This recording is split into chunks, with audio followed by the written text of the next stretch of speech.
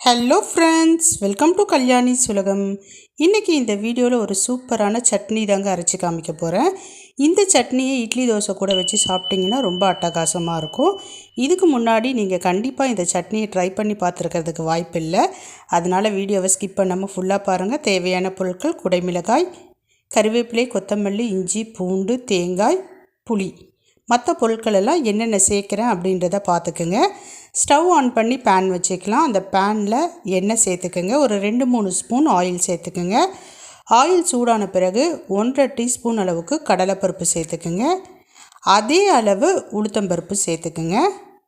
சின்ன துண்டு பெருங்காயம் சேர்த்துக்குங்க. ஒரு 4-5 பல்லு பூண்டு, ஒரு சின்ன துண்டு இஞ்சி இதை சேர்த்துக்குங்க. வரமிளகாய் ஒரு 5-6 வரமிளகாய் சேர்த்துக்குங்க. உங்கள் காரத்துக்கு ஏற்ப சேர்த்துக்குங்க. இப்போ கைப்பிடி அளவுக்கு ஃப்ரெஷ்ஷான கருவேப்பிலை சேர்த்துக்குங்க. கைப்பிடி அளவுக்கு கொத்தமல்லி தழைகள் சேர்த்துக்குங்க. இப்போ நல்லா வதக்கிக்கலாம். அந்த பருப்பு வகைகள் எல்லாம் நல்லா சிவந்து வந்திருக்கணும். பெருங்காயம் நல்லா பொரிஞ்சு வந்திருக்கணும். கொத்தமல்லி தழைகள், கருவேப்பிலை இது ரெண்டுமே நல்லா எண்ணெயிலேயே வதங்கி இருக்கணும். ஒரு 2-3 நிமிஷத்துக்கு நல்லா வதக்கிக்கிங்க. இப்போ நல்லா வதங்கிடுச்சு.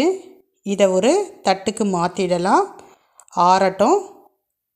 இப்போ அதே பேனில் இன்னும் ஒரு 2 ஸ்பூன் ஆயில் சேர்த்துக்கலாம். இப்போ கட் பண்ணி வச்சுருக்கிற குடைமிளகாவை அதில் சேர்த்துக்கலாம். நான் 3 மீடியம் சைஸ் குடைமிளகாய் எடுத்திருக்கேன். இதை நல்லா வதக்கணுங்க.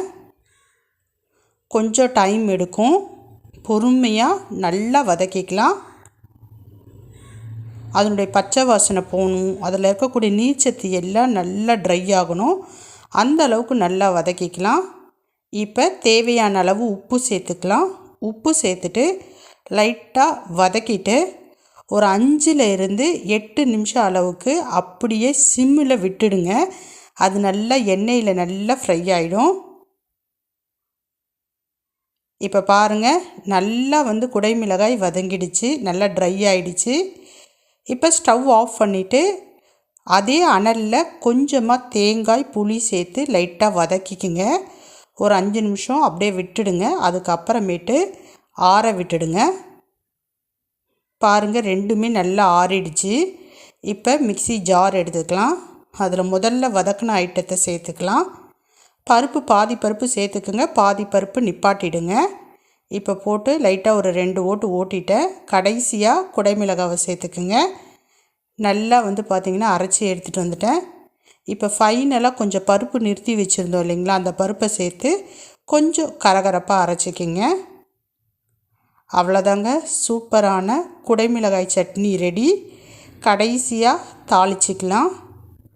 பேன் வச்சு கொஞ்சமாக எண்ணெய் விட்டு கடுகு பொரிய விட்டுக்கலாம். கருவேப்பிலை சேர்த்துக்கலாம். இப்போ இந்த அரைச்ச சட்னி கூட இந்த கருவேப்பிலையை சேர்த்துக்கலாம், தாளித்த கருவேப்பிலையை. அவ்வளோதாங்க, சூப்பரான சட்னி ரெடி.